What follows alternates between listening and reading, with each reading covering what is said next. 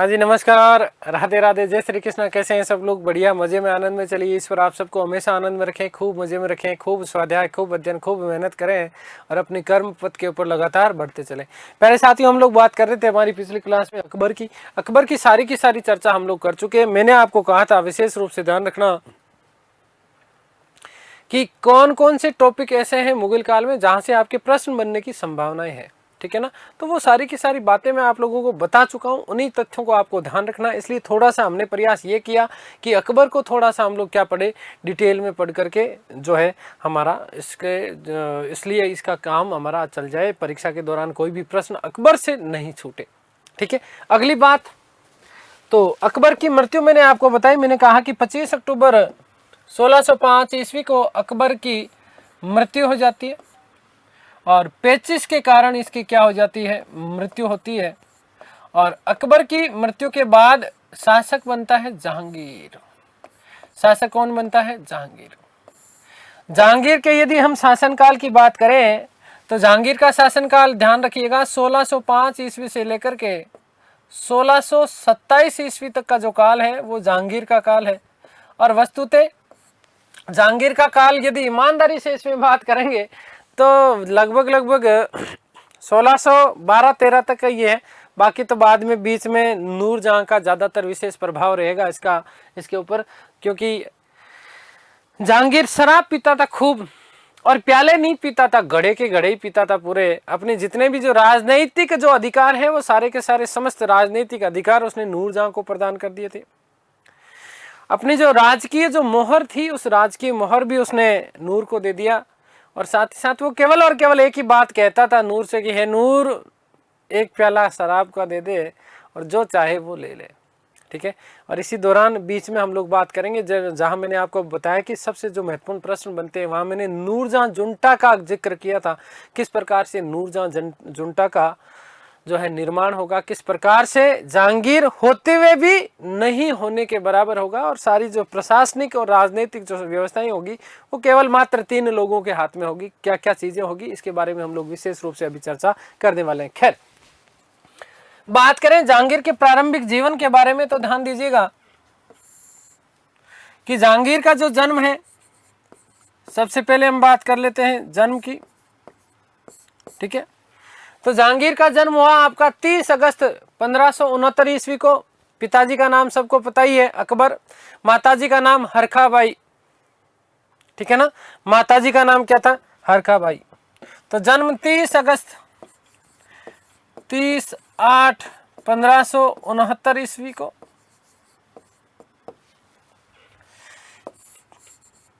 पिता अकबर, माताजी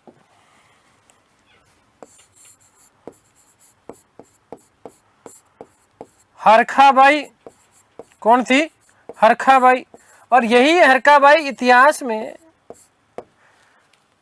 जोधाबाई के नाम से ये किंवदंती है वस्तुतः, है ना। जोधाबाई जो कि मोटा राजा उदय सिंह की पुत्री थी, जगत गोसाई, और उनका विवाह किया गया था जहांगीर के साथ में।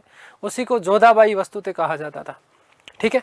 खैर, तो माता हरखाबाई, इसे जोधाबाई के नाम से जाना गया। आगे यदि हम बात करते हैं तो ध्यान रखना कि इस जहांगीर के 2 भाई थे। एक का नाम था मुराद और दूसरे का नाम था दानियाल। ये मुराद और दानियाल बहुत ज्यादा शराब पीते थे और शराब पीने के कारण इनकी क्या हो जाती है? मृत्यु हो जाती है। और इनकी मृत्यु के बाद में बहुत ज्यादा टूट जाता है जहांगीर, और जहांगीर अकबर के खिलाफ कुछ विद्रोह करेगा। खैर, आगे की बातें हैं। अकबर और हरखाबाई का विवाह तो 1562 ईस्वी में हो गया। उससे पूर्व यदि हम बात करें रुकैया बेगम, या जिसे रजिया सुल्ताना कहा जाता है, तो अकबर की जब मात्र 13-14 साल का था अकबर, 13 साल की आयु में लगभग 1554-55 ईस्वी के आसपास है, मैंने आपको कहा कि हिंदाल की पुत्री रजिया सुल्ताना के साथ में अकबर का क्या कर दिया गया? विवाह कर दिया गया था। रजिया सुल्तान जिसे रुकैया बेगम के नाम से जाना जाता था। इसके बाद में अब इतना लंबा समय है कि पहली जो संतान है ना वो 1569 में हुई है। लंबा समय था। इस दौरान चूंकि अकबर को कोई भी संतान नहीं हुई थी और कोई भी संतान नहीं हो रही थी, तो हरखाबाई के साथ में जब विवाह किया गया तो उसके बाद में एक चिश्ती संप्रदाय के संत थे जिनका नाम था शेख सलीम चिश्ती। इन शेख सलीम चिश्ती ने हरखाबाई और अकबर को आशीर्वाद दिया और इसी आशीर्वाद के परिणाम स्वरूप जो है किसका जन्म हुआ? जहांगीर का। बचपन का नाम ध्यान रखिएगा कि शेख सलीम चिश्ती के आशीर्वाद से उत्पन्न होने के कारण इसे बचपन में सलीम के नाम से जाना जाता था। और जब हरखाबाई के गर्भ से पहली संतान उत्पन्न हुई, इसीलिए उसको उपाधि दी गई थी मरियम उज्जैमानी। क्या नाम दिया गया? मरियम उज्जैमानी। मरियम उज्जैमानी का मतलब यह है कि ऐसी महिला जो अपनी पहली संतान को जन्म देती हो। मुगल काल में जो ऐसी रानी जो उस शासक की प्रथम संतान को जन्म देती हो, तो वो क्या कहलाती थी? मरियम उज्जैमानी कहलाती थी। क्या कहलाती थी? मरियम उज्जैमानी कहलाती थी। तो देखिएगा, बचपन का नाम ध्यान रखना, यहीं पर लिख रहा हूं, बचपन का नाम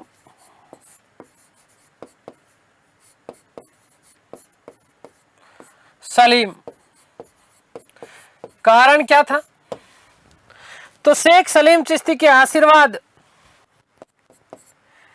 शेख सलीम चिश्ती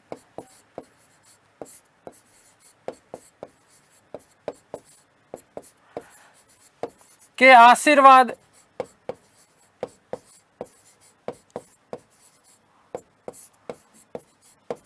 से जन्म हुआ।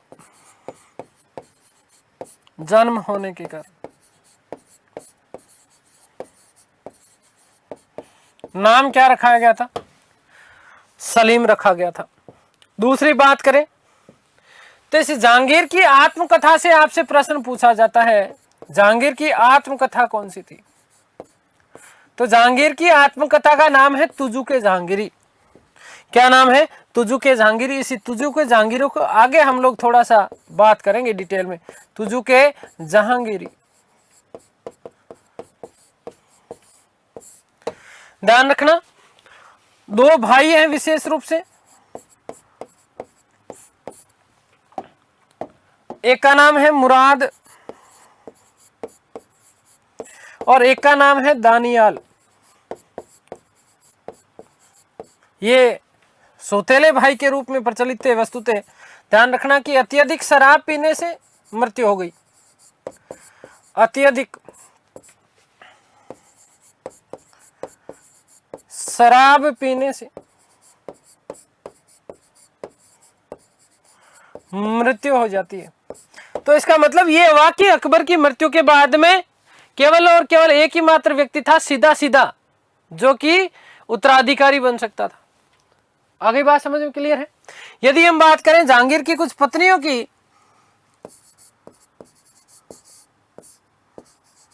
तो देखिएगा, पत्नियों के रूप में यदि उल्लेख करें तो सबसे पहले हम बात करेंगे मारवाड़ के राजा, मोटा राजा उदय सिंह की पुत्री जिसका नाम था जगत गोसाई, जिसे जोधाबाई के नाम से जाना जाता था और इसको उपाधि दी गई थी क्या? मल्लिका-ए-जहान। क्या उपाधि दी गई थी? मल्लिका-ए-जहान। इसी मल्लिका-ए-जहान के गर्भ से उत्पन्न हुआ था खुर्रम और इसी खुर्रम को उपाधि दी गई थी जहांगीर के द्वारा शाहजहां की। कैसे दी, क्या दी, आगे बात करेंगे। नंबर 2, भगवान दास आमेर की पुत्री थी। भगवान दास आमेर के राजा, इनकी पुत्री थी जिनका नाम था मानबाई। इस मानबाई को उपाधि दी गई थी शाह बेगम की और इसके गर्भ से पुत्र उत्पन्न हुआ था जिसका नाम था खुसरो। ध्यान रखना कि पहला जो विवाह किया गया था वो विवाह किया गया था मानबाई से। जहांगीर जो था वो वस्तुतः दो चीजों से पीड़ित था, एक तो अफीम और दूसरा शराब भी बहुत पीता था, और दूसरा थोड़ा सा प्रारंभिक जो इसका जीवन है वो थोड़ा सा निकम्मे शासक के रूप में था। तो मानबाई इसकी आदतों से बहुत ज्यादा परेशान हुआ करती थी और परेशान होने के कारण ही मानबाई ने अफीम खा करके आत्महत्या कर ली थी। मैंने अभी अभी बताया कि इसके दो भाई मुराद और दानियाल की मृत्यु पहले हो गई। मुराद की मृत्यु लगभग 1599 ईस्वी के आसपास मुराद की मृत्यु हुई। और मुराद से बहुत ज्यादा अत्यधिक प्रेम करता था जहांगीर, तो थोड़ा सा ये टूटा। मुराद और अकबर के रिश्ते कुछ ठीक नहीं थे और ये बड़ा आघात था किसके लिए? सलीम के लिए। तो इसी दौरान 1599 ईस्वी में सलीम पुर्तगालियों से मिलता है और पुर्तगालियों से मिलने के बाद में अकबर के खिलाफ षड्यंत्र रचता है।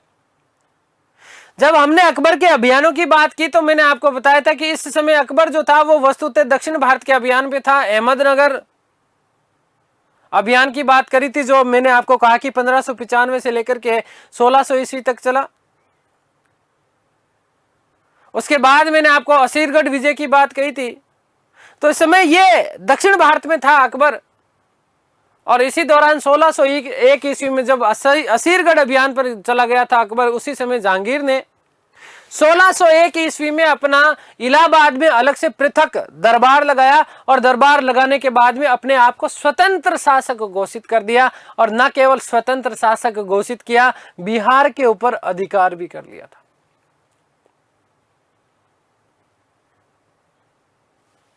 खतरनाक बात।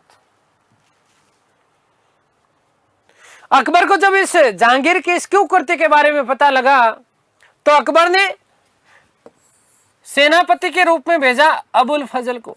किसको भेजा? अबुल फजल को जो है सेनापति के रूप में भेजता है। किसके लिए? जहांगीर का दमन करने के लिए। अबुल फजल जाता है जहांगीर का दमन करने के लिए। जहांगीर का दमन करने के लिए जाता है। कौन जाता है? ध्यान रखना, अबुल फजल जाता है। आगे बात समझ। जहांगीर ने और था मध्य प्रदेश में एक सरदार मित्र हुआ करते थे जिनका नाम था वीर सिंह बुंदेला। इस वीर सिंह बुंदेला की सहायता से 12 अगस्त 1602 ईस्वी को इस अबुल फजल की क्या करवा दी थी? हत्या करवा दी थी। क्योंकि अबुल फजल अकबर के लिए बहुत ज्यादा प्रिय था और बहुत ज्यादा प्रिय था। और जहांगीर ने जब इसकी हत्या करवाई वीर सिंह बुंदेला की सहायता से, तो अकबर इस बात से बहुत ज्यादा जो है नाराज हुआ था। लेकिन कुछ समय बाद में, चूंकि अकबर भी ये बात जानता था कि कहीं ना कहीं अपने उम्र के पड़ाव में है, कभी भी उसकी मृत्यु हो सकती है, और वृद्ध था तो राजपाट के कार्यों को बहुत अच्छे तरीके से संचालित नहीं कर पा रहा था। और उस जहांगीर के अलावा फिर अकबर के पास में कोई ऑप्शन भी नहीं था। तो कुछ समय बाद में जहांगीर और अकबर के रिलेशन ठीक हो जाते हैं। जहांगीर एक बार पुनः आगरा लौट आता है। 1603 ईस्वी में अकबर ने जहांगीर को मेवाड़ अभियान के लिए भेजा। कहा जा मेवाड़ का अभियान कर ले, क्योंकि अब तक एकमात्र ऐसा क्षेत्र था मेवाड़ जिसके ऊपर अकबर जो है वो अधिकार नहीं कर पाया था। जहांगीर ने कहा, बापू ऐसा है, आप तो कभी मेवाड़ के ऊपर अधिकार कर नहीं पाए और मुझे वहां पे भेज रहे हो। वहां के वीर राजपूत बहुत खतरनाक है, मैं वहां पर नहीं जाऊंगा। तो जहांगीर ने आदेश नहीं माना और इलाहाबाद चला गया और अकबर के खिलाफ एक बार पुनः फिर से क्या कर दिया? विद्रोह कर दिया। अब जब एक बार फिर जो है उसने विद्रोह किया, तो अब क्या किया अकबर ने जहांगीर का एक पुत्र खुसरो, मानबाई का बेटा। किसका बेटा? मानबाई का बेटा। इस खुसरे को अपना उत्तराधिकारी घोषित कर दिया। अब इस खुसरो को उत्तराधिकारी घोषित करवाने के पीछे दो बड़े लोग थे। एक तो खुसरो का मामा मान सिंह और दूसरा अजीज कोका। कौन? अजीज कोका। इस अजीज कोका को खाने समा के पद पर नियुक्त किया गया था अकबर के द्वारा, ध्यान रखना, ठीक है। खाने समा जो कि शाही राजशाही दावतों की देखरेख करता था, सारी जितने भी वो चीजें होती थी उसके अधीन होती थी। तो इस प्रकार से खुसरो को क्या बना दिया गया? उत्तराधिकारी बना दिया गया।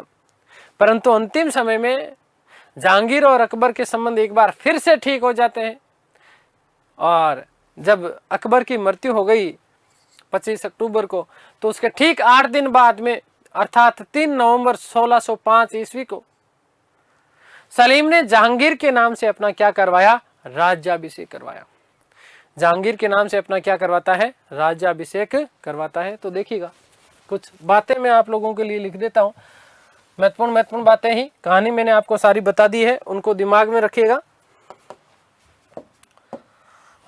नंबर 1, पत्नी आमेर की राजकुमारी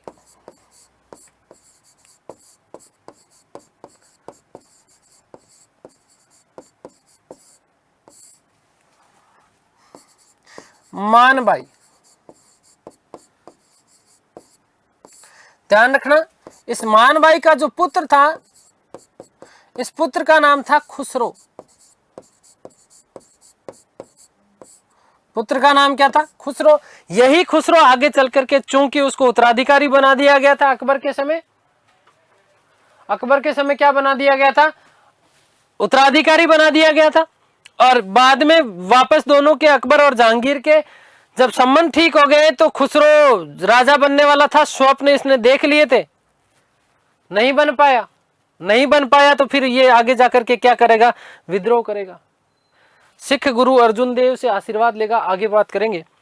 मानबाई को उपाधि दे रखी थी, कौन सी, शाह बेगम। इसे क्या कहा जाता था, शाह बेगम। चलिए नंबर 2,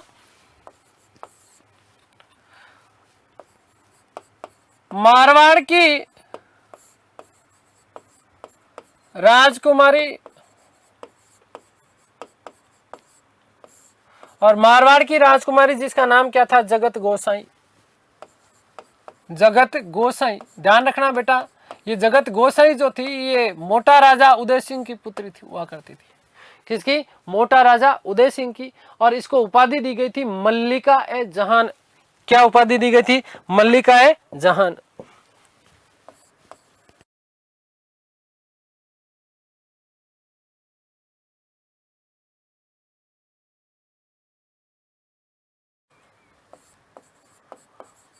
मल्लिका ए जहान, ठीक है। ध्यान देना, इस जगत गोसाई को जोधाबाई भी कहा जाता था। एक तो क्या कहा जाता था, जोधाबाई। यदि वास्तविक रूप से जोधाबाई की बात करते हैं तो ये जोधाबाई यही थी, ठीक है ना। लेकिन अनुश्रुतियों पर आधारित है भारतीय इतिहास, ठीक है ना। तो इसलिए हरखाबाई को फिर जोधाबाई के रूप में प्रस्तुत कर दिया गया, ठीक है। खैर, इस जगत गोसाई का पुत्र था और इस पुत्र का नाम था खुर्रम। क्या नाम था, खुर्रम, ठीक है। और खुर्रम आगे चल करके किस नाम से फेमस हुआ, शाहजहां के नाम से। दक्षिण भारत के अभियान पर जाएगा और उसी से प्रसन्न होकर के जहांगीर ने इसको ये उपाधि प्रदान करी थी, कौन सी, शाहजहां की, ठीक है। अगली बात करते हैं कि 1599 ईस्वी में मुराद की मृत्यु हुई।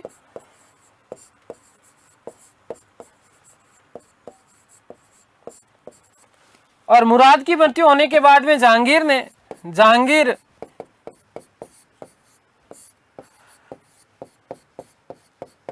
पुर्तगालियों से मिला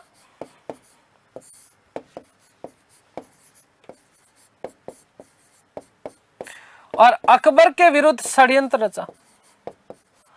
अकबर के विरुद्ध षड्यंत्र रचा।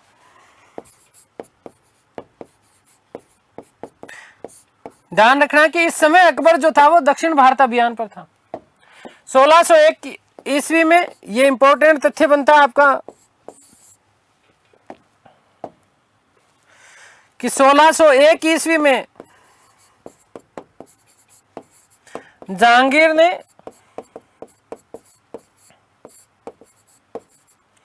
इलाहाबाद में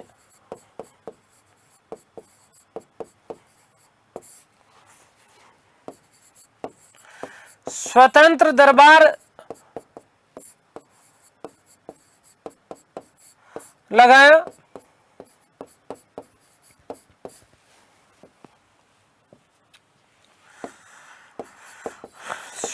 को स्वतंत्र शासक घोषित किया?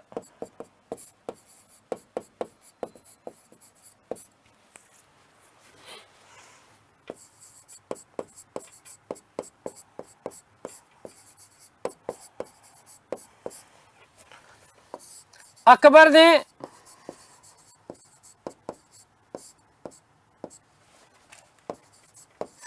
अबुल फजल को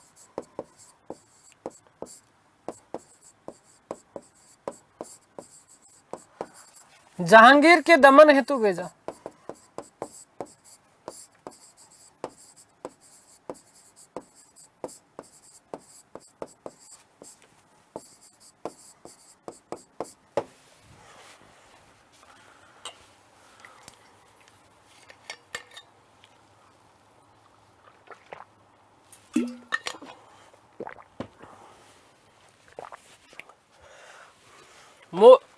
मोस्ट इंपोर्टेंट तथ्य बनता है ये, ध्यान रखना।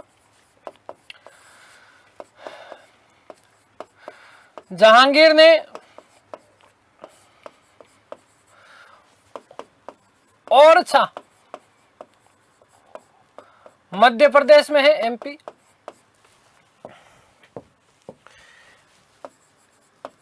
के अपने मित्र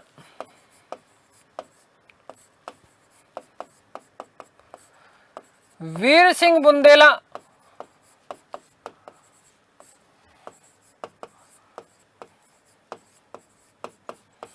की सहायता से, ये आरएस में पूछा गया प्रश्न है, यूपीएससी में पूछा गया प्रश्न है कि किसकी सहायता से, किसकी सहायता से जो है अबुल फजल की हत्या करवाई थी? तो याद रखना वीर सिंह बुंदेला की सहायता से। ओरछा सरदार हुआ करता था, ओरछा क्षेत्र है मध्य प्रदेश का, ठीक है।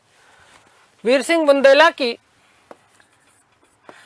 हत्या 12 अगस्त 1602 ईस्वी को करवा दी, ठीक है। 1603 ईस्वी अकबर ने जहांगीर को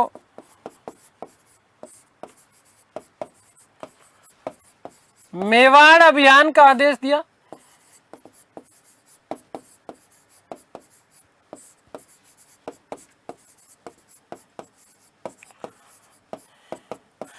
लेकिन इसने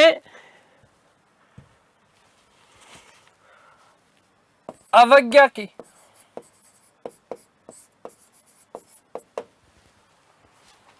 इलाहाबाद जाकर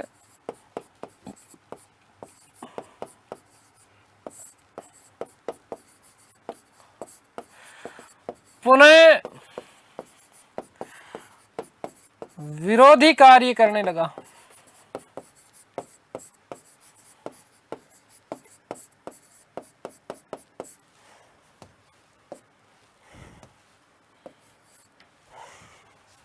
नेक्स्ट बात कि मानसिंह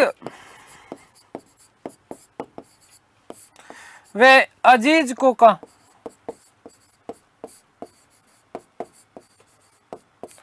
के परामर्श के बाद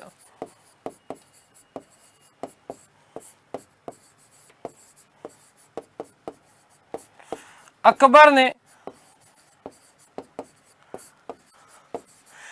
जहांगीर के पुत्र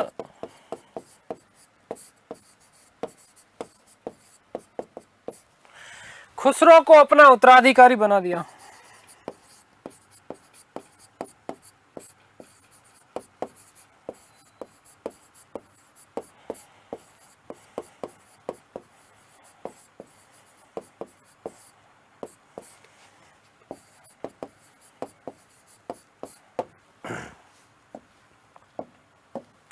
ध्यान रखना कि अंत में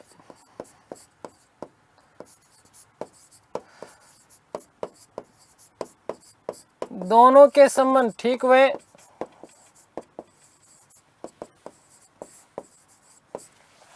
जहांगीर आगरा लौट आया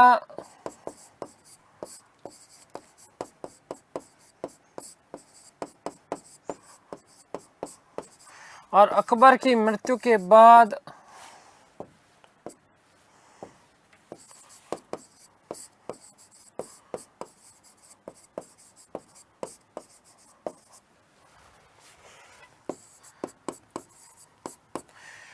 तीन नवंबर 1605 ईस्वी को 3/11/1605 ईस्वी को जहांगीर के नाम से,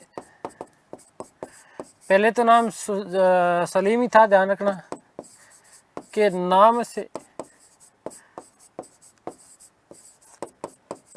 बादशाह बना, बादशाह बना।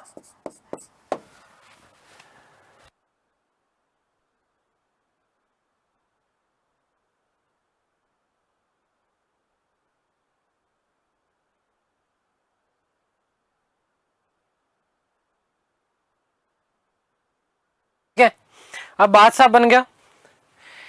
अब जब बादशाह बन गया तो षड्यंत्र है चारों तरफ। मानसिंह नाराज था, अजीज कोका नाराज था। किस बात को लेकर के? मानसिंह इस बात को लेकर के नाराज था कि चूंकि खुसरो को क्या बनाना था, सुल्तान बनाना था, बादशाह बनाना था। जहांगीर के दोनों अकबर के संबंध ठीक हो गए थे, अब इसमें मानसिंह का और खुसरो का क्या दोष है? अकबर की जब मृत्यु हुई तो अकबर की मृत्यु होने के बाद में शासक बन गया। मानसिंह बहुत भयानक नाराज है। अब इस समय मानसिंह की स्थिति सर्वोच्च है, मानसिंह की स्थिति सर्वोच्च है। तो अब जहांगीर चाहता है कि मैं मेरे पिता के द्वारा जो नीतियां अनुसरण की गई उन नीतियों का अनुसरण करूंगा, इन विरोधियों का दमन भी करना है, लेकिन इनको ये आभास भी नहीं होना चाहिए कि दमन भी करें, अपमान भी नहीं करना है। अब हुआ ये, क्योंकि उस समय मानसिंह सर्वोच्च मनसबदार के रूप में था। अब क्या किया? अब क्या किया? जहांगीर ने ओरछा सरदार, जिसके माध्यम से उसने अबुल फजल की हत्या करवाई थी, वीर सिंह बुंदेला को अपना सर्वोच्च मनसबदार बना दिया। तो मतलब यहां पर पहले इससे ऊपर तो कोई नहीं था मानसिंह से, अब इससे ऊपर कौन हो गया? सर्वोच्च मनसबदार के रूप में कौन आ गया? वीर सिंह बुंदेला हो गया। तो इसका मतलब इसकी स्थिति गौण हो गई, इसकी स्थिति क्या हो गई? गौण हो गई। दूसरा, नूरजहां के पिता मिर्जा गयास बेग, ध्यान देना, बहुत महत्वपूर्ण प्रश्न बनता है और यह प्रश्न हजारों बार आता है। एक तो कि मुगल काल में कौन सा ऐसा मकबरा था जिसमें सबसे पहले पित्रादूरा का प्रयोग किया गया, सफेद संगमरमर का प्रयोग किया गया? ध्यान रखना, एतमादुद्दौला का मकबरा आगे बात करेंगे, ठीक है। तो ध्यान देना कि नूरजहां के पिता मिर्जा गयास बेग को उसने एक उपाधि प्रदान करी, कौन सी? एतमादुद्दौला। और एतमादुद्दौले का मतलब यह होता था कि साम्राज्य का विश्वास पात्र।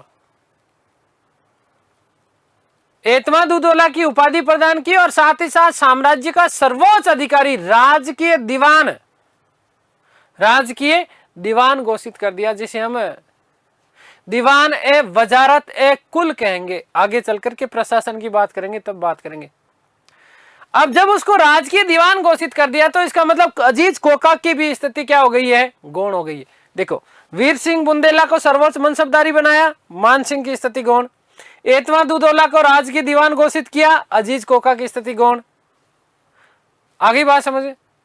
और साथ ही साथ अपना जो वजीर था मुख्य रूप से, वो वजीर बना दिया था शरीफ खां, ठीक है ना। किसको बनाया? शरीफ खां को। मीर बख्शी के पद पर एक मीर बख्शी जो होता था सर्वोच्च सेनापति, सेना का जो मुख्य अधिकारी होता था उसको मीर बख्शी बोलते थे, ध्यान रखना, ठीक है ना। लेकिन यह भी ध्यान रखना कि मुगल काल में जो सर्वोच्च सेनापति होता था, सबसे ऊपर जो सेनापति होता था वो बादशाह स्वयं होता था, ठीक है। तो मीर बख्शी के रूप में उसने नियुक्त किया शेख फरीद बुखारी को। और साथ ही साथ 3 नवंबर 1605 को जब वो शासक बना, तो शासक बनने के साथ ही साथ उसने 12 घोषणाएं जारी की और इन्हीं घोषणाओं को आईने जहांगीरी कहा जाता है। क्या कहा जाता है, आईने जहांगीरी कहा जाता है। क्या क्या घोषणाएं थी उसके बारे में बाद में चर्चा करेंगे, पहले कुछ बातें मैं लिख रहा हूं कि शासक बनने के बाद, शासक बनते ही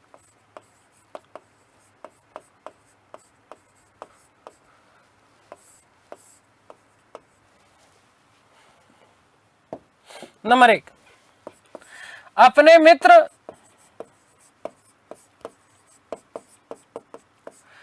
वीर सिंह बुंदेला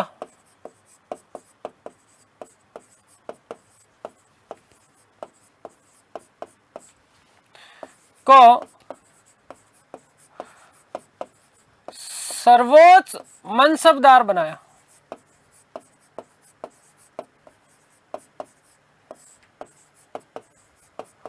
और इस कारण क्या हुआ, मान सिंह की स्थिति गौण हो गई।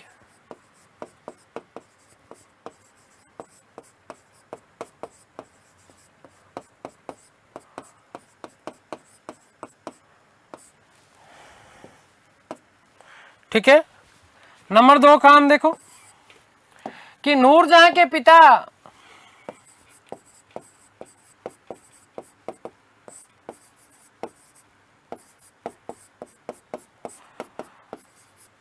मिर्जा गयास बेग,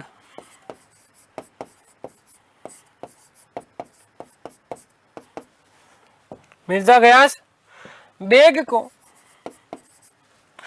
एतमादुद्दौला की उपाधि प्रदान कर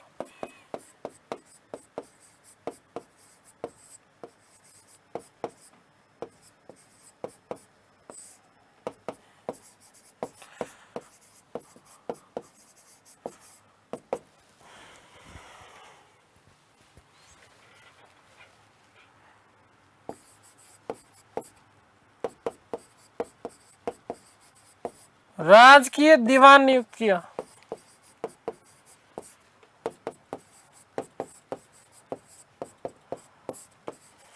ठीक है। और इससे क्या हुआ, अजीज कोका की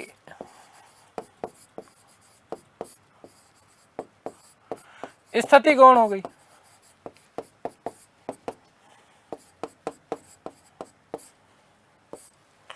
नंबर 3 काम क्या किया उसने, मीर बख्शी के पद पर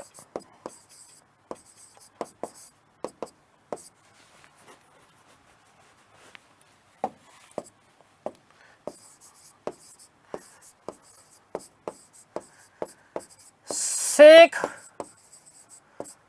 फरीद बुखारी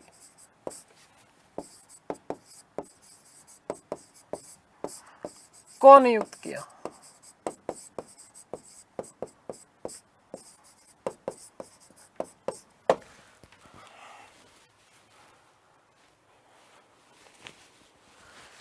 ठीक है जी।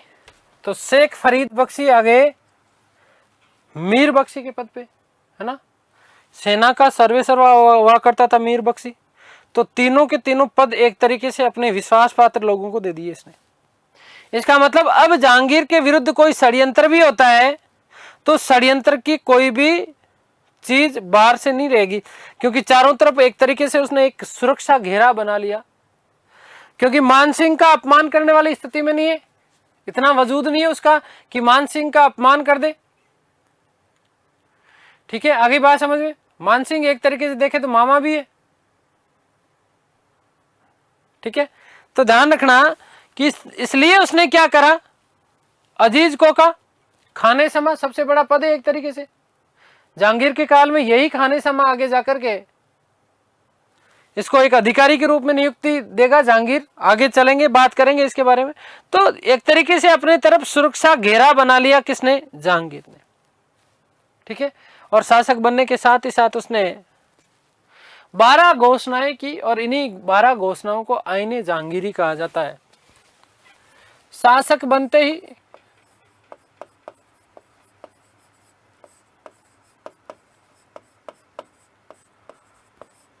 जहांगीर ने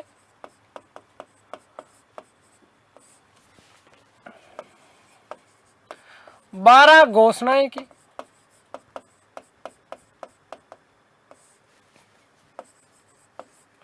जिन्हें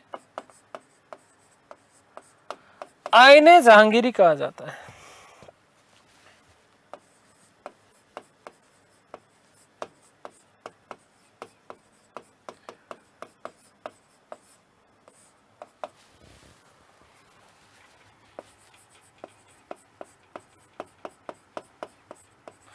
क्या घोषणाएं हैं देखते हैं। नंबर 1 की बात करते हैं। जहांगीर ने पहला आदेश यह दिया कि जकात, तमगा और मीर बहरी, जकात, तमगा और मीर बहरी, ठीक है, ये जो कर थे इन करों को तुरंत प्रभाव से क्या कर दिया, समाप्त कर दिया गया। ठीक है, जकात आपको पता है कि मुसलमानों से लिया जाने वाला कर था। तमगा सैनिकों के ऊपर लगाए जाने वाला व्यापारिक कर था। मीर बहरी जल आयुध सेना से संबंधित मीर बहरी नामक कर हुआ करता था। तो इन करों को उसने क्या कर दिया, समाप्त कर दिया। पहली बात कि जकात, तमगा वे मीर बहरी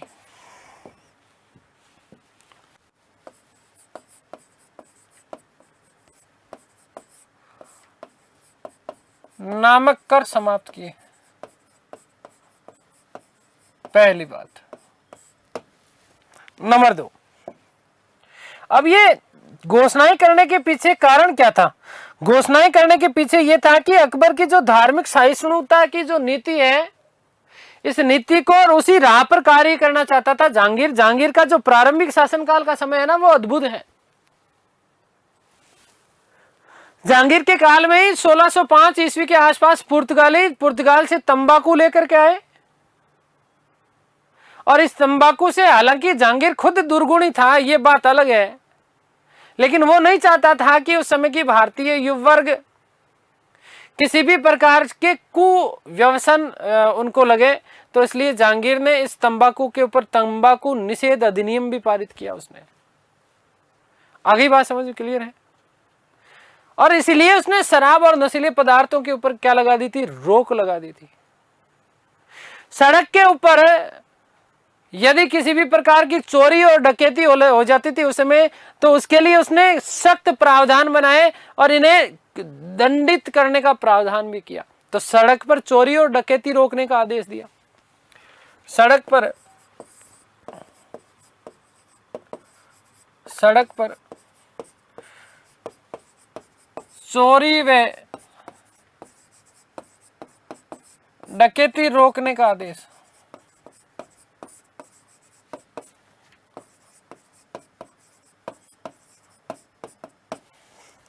शराब व नशीली वस्तुएं। नंबर 3,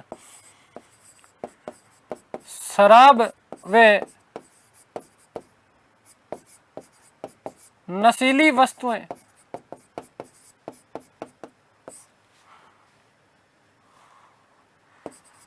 क्या कर दी, प्रतिबंधित कर दी।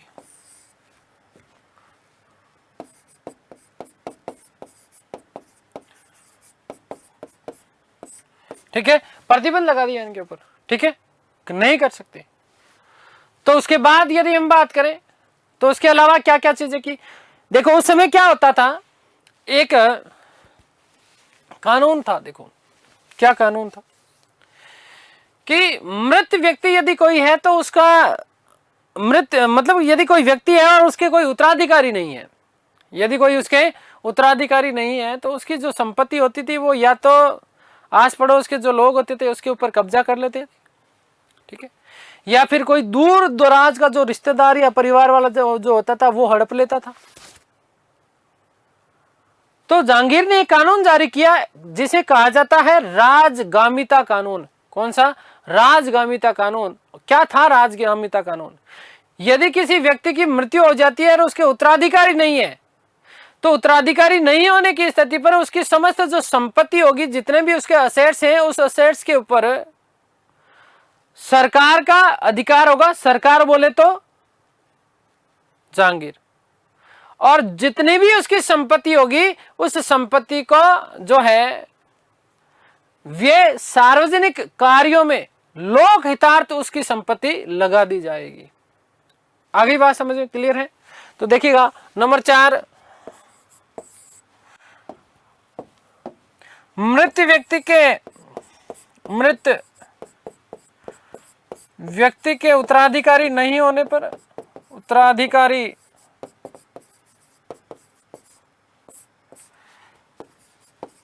नहीं होने पर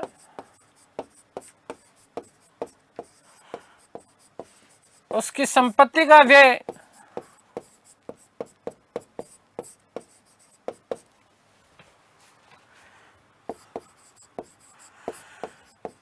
सार्वजनिक निर्माण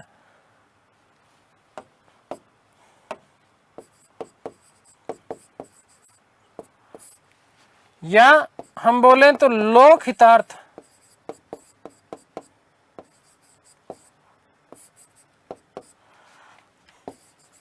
किया जाएगा। ठीक है, आगे बात समझ में। नेक्स्ट नंबर 5 करें, नंबर 5 की करें तो घरों की कुर्की और अंग विच्छेद के ऊपर क्या लगा दिया जाता था, रोक लगा दी उसने। अब देखो घरों की कुर्की का मतलब क्या है भाई, मैं हूं गरीब आदमी हूं, मान लो क्या गरीब ही है ना, तो मैंने किसी से व्यक्ति से क्या ले लिया, लोन ले लिया, मैंने क्या ले लिया, लोन ले लिया। अब मेरी स्थिति यह है कि मैं लोन नहीं चुका पा रहा हूं, तो उस स्थिति में जो मेरा मकान जो होगा वो नीलाम हो जाएगा। इस चीज को बोलते थे कुर्की।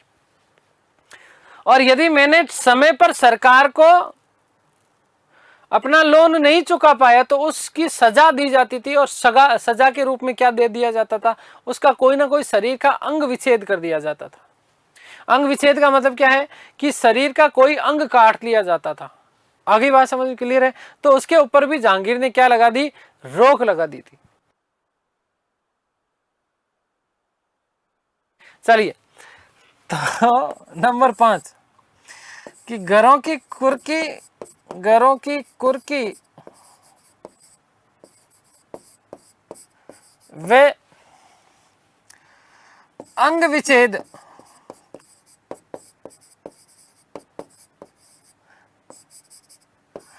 पर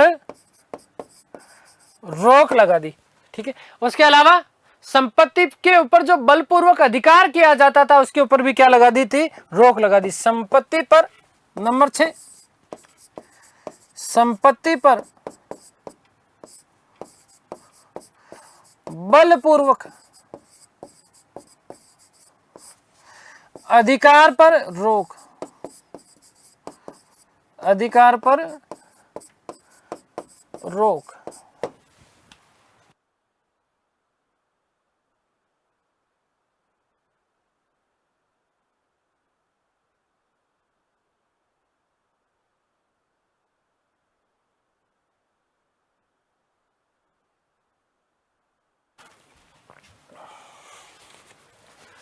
नंबर 7, चिकित्सालय की सुविधाओं में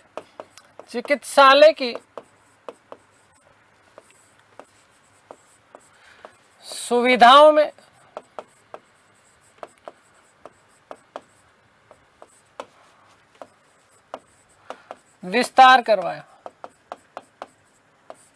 ठीक है, चिकित्सालय सुविधाओं में क्या दिया था, विस्तार करवाया। और साथ ही साथ महत्वपूर्ण बात ध्यान रखना कि गुरुवार जिस दिन जहांगीर ने अपना राज्याभिषेक करवाया उस दिन गुरुवार का दिन था, और रविवार जो कि अकबर का जन्म दिवस था।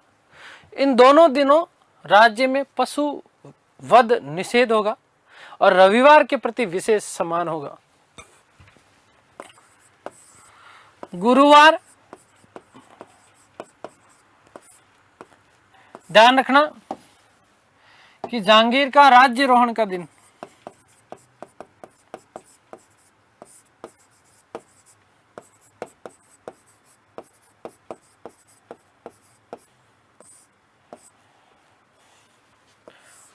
वह रविवार को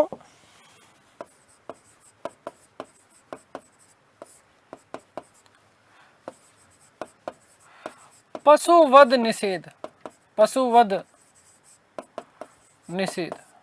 हालांकि आगे बात करेंगे, जब जहांगीर ने कांगड़ा हिमाचल का अभियान किया तो इस कांगड़ा हिमाचल के अभियान के बाद में उसने उस कांगड़ा विजय का जो है उत्सव मनाया गया था और उसने कई गायों को वहां पर कटवाया था, ठीक है ना। तो ये उसके जीवन पर कलंक माना जाता है, दाग माना जाता है, धब्बा माना जाता है। आगे बात समझ में क्लियर है। नंबर 2, अच्छा रविवार देखो, अकबर का जन्म दिवस। अकबर का जन्म दिवस। नंबर 2, रविवार के प्रति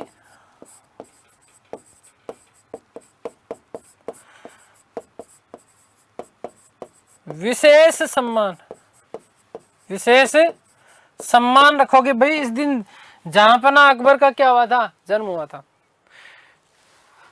जागीर और जो मनसब जो दी जाती थी, आगे जब प्रशासन की बात करेंगे तो मैं जागीर भी बताऊंगा और मनसब भी बताऊंगा, दोनों में क्या फर्क था, ठीक है ना। जागीर जो था वो वस्तुतः वंशानुगत होता था, एक पीढ़ी दर पीढ़ी चलता था, ठीक है। और मनसब जो था वो परिवर्तनशील हुआ करता था। आगे बात करेंगे तो जागीर और मनसब का प्रमाणीकरण, जागीर और मनसब का क्या किया गया, उसके द्वारा प्रमाणीकरण करवाया गया। मददे मास और अम्मा भूमि, मददे मास जो कि सहायतार्थ जो भूमि दी जाती थी, अम्मा भूमि वस्तुतः इसके अलावा एक नाम और मिलता है सयूरगुल भूमि। कौन सी, सयूरगुल भूमि या मिल्क भूमि। कौन सी, मिल्क भूमि। वस्तुतः जो धार्मिक जो संस्थान हुआ करते थे उनके लिए जो है इस प्रकार की चीजें की जाती थी, उनको दिया जाता था। कैदियों को आम माफी, कैदियों को क्या दे दी गई थी, आम माफी। और साथ ही साथ देखो ध्यान रखना, मैंने आपको बताया था कि अंग विच्छेद, अर्थात पहले के जमाने में कई प्रकार की जब चीजें चलती थी, किसी का नाक काट लिया, किसी का कान काट लिया, तो नाक और कान काटने पर उसने क्या लगा दी थी, रोक लगा दी थी, ठीक है ना। आगे बात समझ क्लियर है। नंबर 10, जागीर वे मनसबों का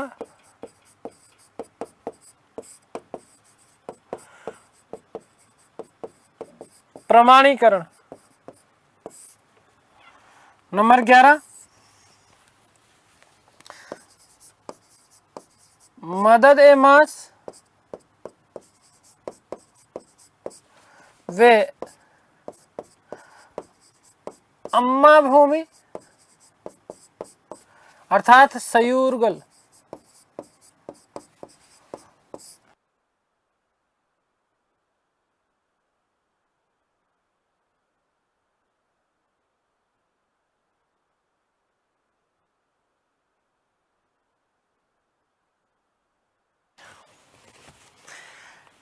का प्रमाणीकरण, ठीक है। और नंबर 12 कि कैदियों को आम माफी,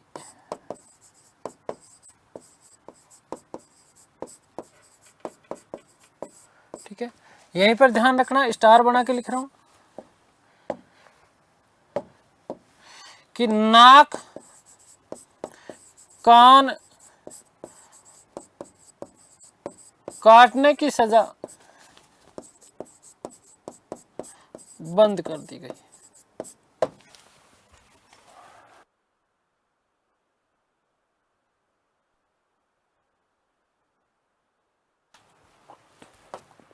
एक विशेष बात याद रखना, यहीं पर लिख रहा हूं बॉक्स बना के, कि अब जो है जहांगीर का सबसे महत्वपूर्ण शिक्षक, जहांगीर का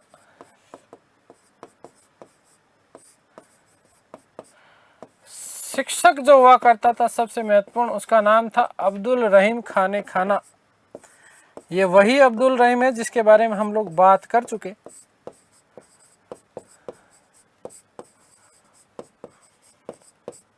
ठीक है, खाने खाना इसकी उपाधि थी।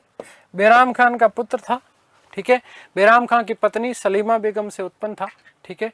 आगे बात समझने क्लियर है। तो ये हमने बात कर ली आईने जहांगीर की। एक बात ध्यान रखना, एक बात हम करेंगे किसकी, न्याय की जंजीर। क्या चीज, न्याय की जंजीर। जहांगीर ने सामान्य जनता की फरियाद सुनने और उन्हें तुरंत न्याय देने के लिए महल के बाहर एक घंटा और उसमें सोने की जंजीर में ऐसे घंटा लटका दिया था, ठीक है ना। और इसको बजाने के बाद में फरियादी को तुरंत प्रभाव से क्या दिया जाता था, न्याय दिया जाता था, ठीक है। तो न्याय की जंजीर की बात कर लेते हैं। यह भी आपसे प्रश्न पूछा जाता है, न्याय की जंजीर हेतु कौन जो है प्रसिद्ध था। इंपॉर्टेंट न्याय की जंजीर,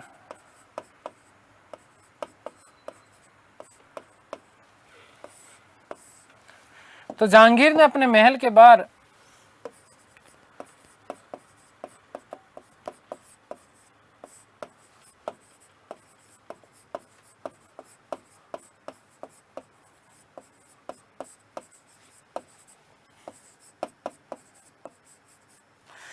सोने की जंजीर में एक घंटा लगवाया। सोने की जंजीर में एक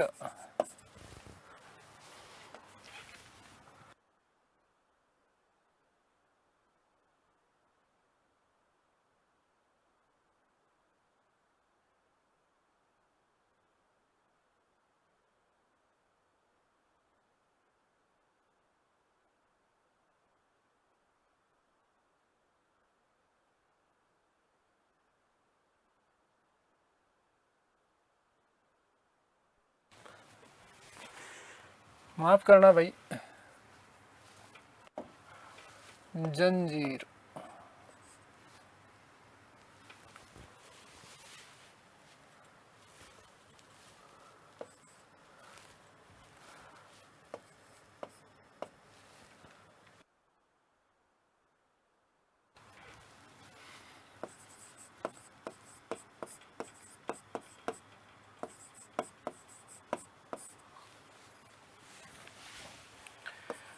जिसे बजाने पर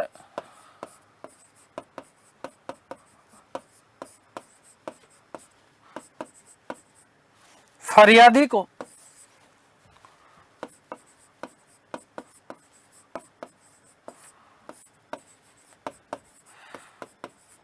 तुरंत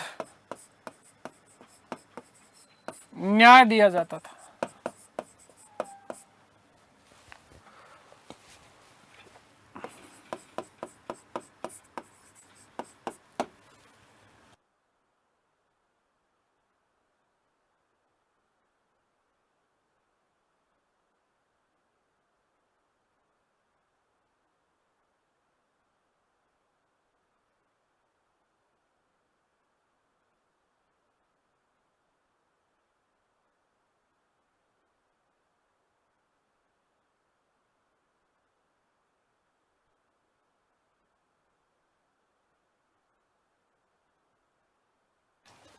चलिए मोस्ट इंपोर्टेंट बात कर रहे हैं, 100% यहां से प्रश्न आता है। और प्रश्न आता है तुजुक ए जहांगीरी आत्मकथा से।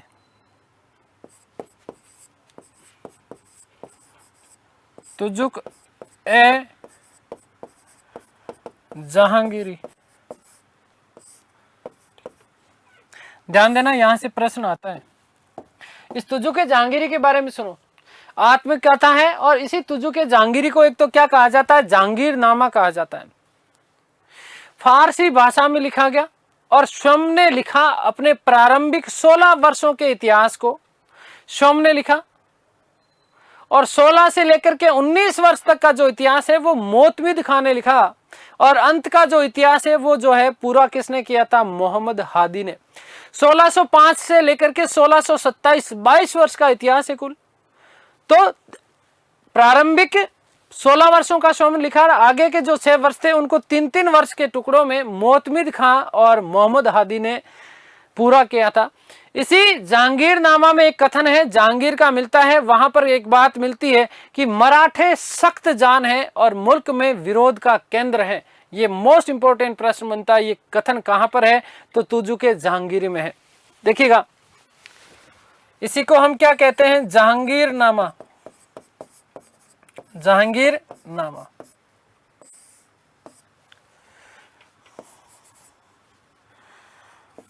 अपनी फारसी भाषा में लिखित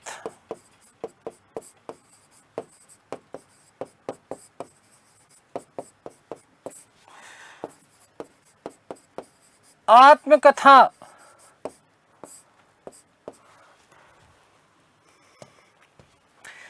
के प्रारंभिक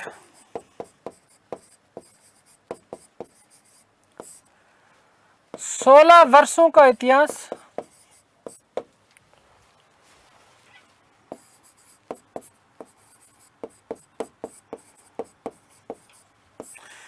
शोम जहांगीर ने लिखा।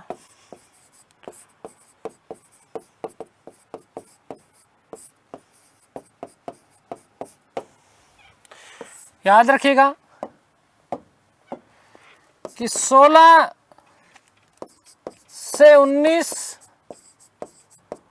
वर्ष तक का इतिहास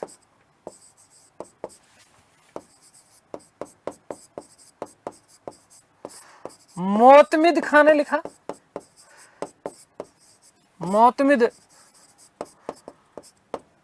खां द्वारा लिखा गया। और वही बात करें, इसे पूर्ण करने का श्रेय, इसे पूर्ण करने का श्रेय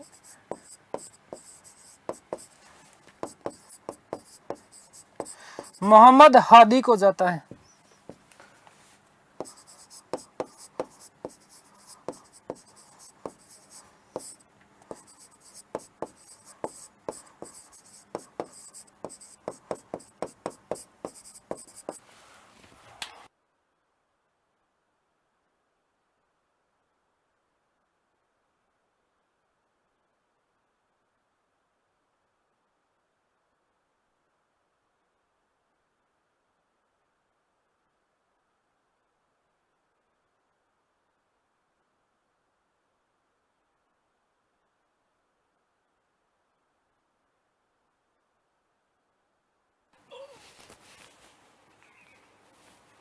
चलिए,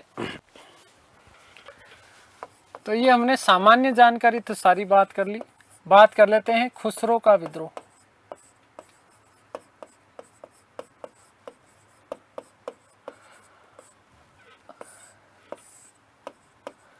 देखिए, खुसरो के विद्रोह की यदि हम बात करें तो खुसरो ने विद्रोह किया अप्रैल 1606 ईस्वी में। इसके पीछे कारण क्या था, आप लोगों को सबको पता है कि अकबर की मृत्यु के बाद में शासक बनना चाह रहा था और इसके समर्थक दो लोग थे। एक तो मान सिंह जो कि मामा हुआ करते थे, अजीज कोका वस्तुतः इसके ससुर थे। ठीक है, हालांकि खुसरो को उत्तराधिकारी भी बना दिया था। जहांगीर और मान भाई का पुत्र था। जन्म हुआ था 1687 ईस्वी में। कोई नहीं पूछेगा आपसे कि जन्म कब हुआ, ठीक है ना, ध्यान रखना कि अकबर की मृत्यु के बाद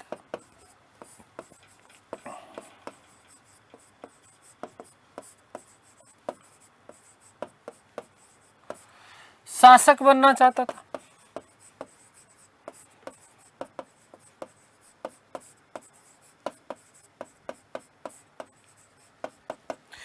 अप्रैल 1606 ईस्वी में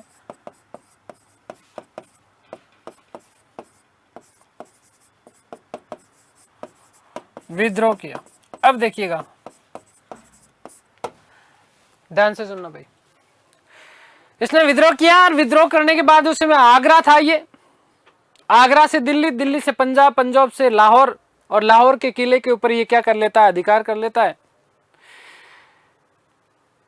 उससे पूर्व कुछ घटनाएं ऐसी घटित हुई कि जब इसके षड्यंत्र के बारे में पता चला जहांगीर को, तो जहांगीर ने इसको आगरा के किले में क्या कर लिया था, कैद कर लिया था। और वहीं आगरा के किला से 6 अप्रैल 1606 ईस्वी को खुसरो भाग निकलता है, भाग करके विद्रोह करता है, आगरा जाता है। आगरा के बाद में दिल्ली होते हुए पंजाब, पंजाब के बाद में लाहौर, लाहौर का जो किला था वहीं पर ये क्या कर लेता है, अधिकार कर लेता है। जहांगीर और खुसरो के मध्य एक युद्ध लड़ा गया भेरावल पंजाब में। ठीक है, जहांगीर ने खुसरो को पराजित किया और पराजित करने के बाद में आगरा ला करके कैद किया। आगरा लाने के बाद में खुसरो की दोनों आंखें फुड़वा दी गई, अंधा कर दिया गया इसको।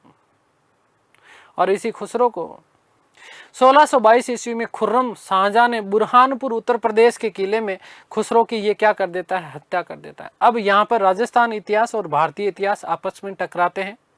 ध्यान देना, कई शिक्षक भी ऐसे हैं, मैं किसी का नाम नहीं लूंगा, और कई पुस्तकें, गाइड बोलूंगा मैं, पुस्तकें तो नहीं बोलूंगा, ठीक है ना, जहां पर ये मिलता है आपको कि जो है इस खुसरो को उसी की माता मानबाई के द्वारा मार दिया गया। वस्तुतः गलत है। कहीं पर भी भारतीय इतिहास के यदि आप प्रामाणिक पुस्तक उठा करके देखोगे, चाहे माध्यमिक शिक्षा बोर्ड राजस्थान की पुस्तक उठा करके देख लो, चाहे आप राजस्थान यूनिवर्सिटी की पुस्तक उठा करके देख लो, चाहे इलाहाबाद यूनिवर्सिटी की पुस्तक उठा करके देख लो, चाहे इग्नू की पुस्तक उठा करके देख लीजिए, चाहे डीयू दिल्ली विश्वविद्यालय की पुस्तक आप उठा करके देख लीजिए, कहीं पर भी आपको ये उल्लेख नहीं मिलेगा कि खुसरो की हत्या मानबाई के द्वारा की गई थी। वस्तुतः खुसरो को खुर्रम के द्वारा मारा गया था। ठीक है, आगे बात समझ में, बुरहानपुर के किले में मारा गया था और 1622 ईस्वी में मारा गया था।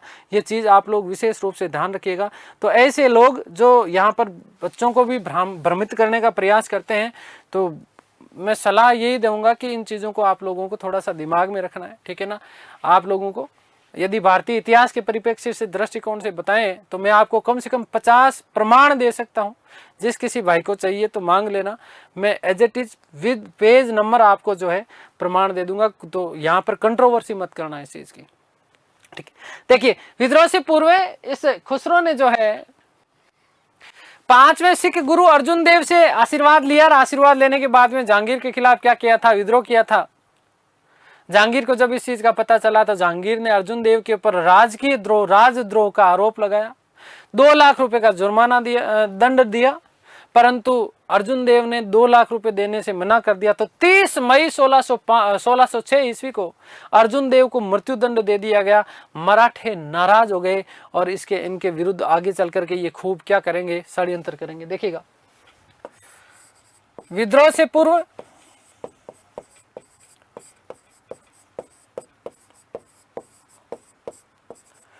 पांचवें सिख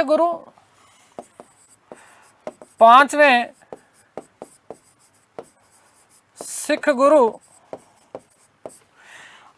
अर्जुन देव से आशीर्वाद लिया।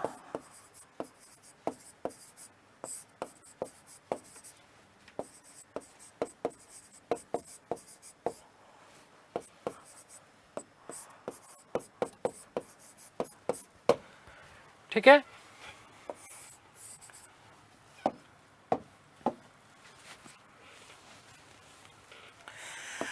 जहांगीर ने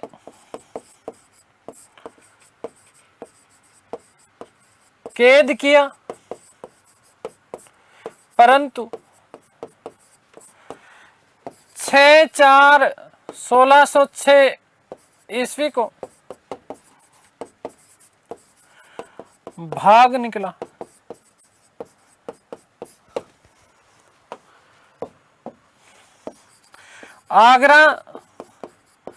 आगरा टू दिल्ली, दिल्ली टू पंजाब और पंजाब टू लाहौर के किले पर अधिकार किया।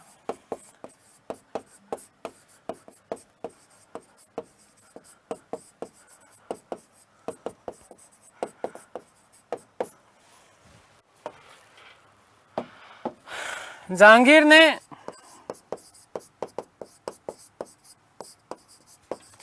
भेरावल पंजाब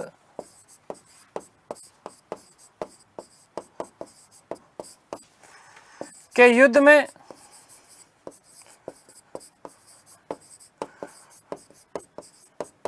पराजित किया। पराजित करने के बाद में कैद किया, कैद करके दोनों आंखें फोड़ दी।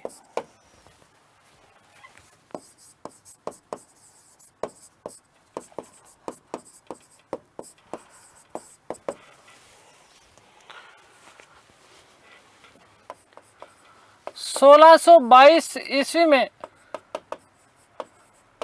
खुर्रम ने बुरहानपुर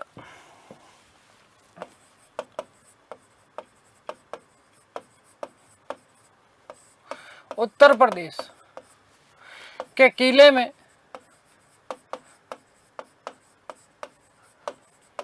खुसरो को मार डाला?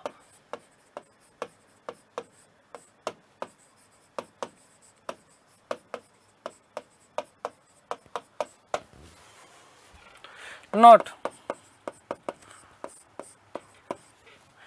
जहांगीर ने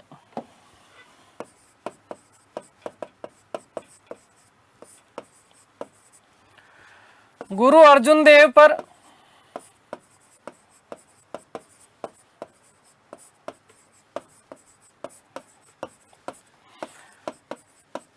राजद्रोह का आरोप लगाया।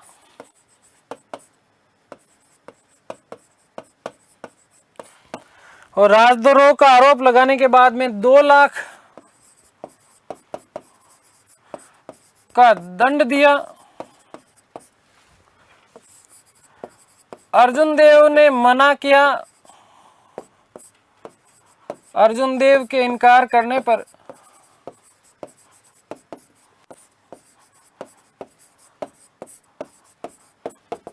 तीस 5/1606 ईस्वी को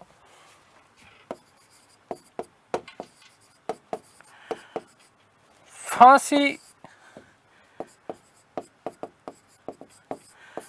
की सजा दी। और इससे मराठे नाराज हुए। मराठे नाराज, और इन्होंने खूब आगे चल करके परेशान करेंगे जहांगीर को। ठीक है, अच्छा काम किया था। चलिए, खैर ये सारी की सारी बात करेंगे हम लोग हमारी आगे आने वाली कक्षाओं में।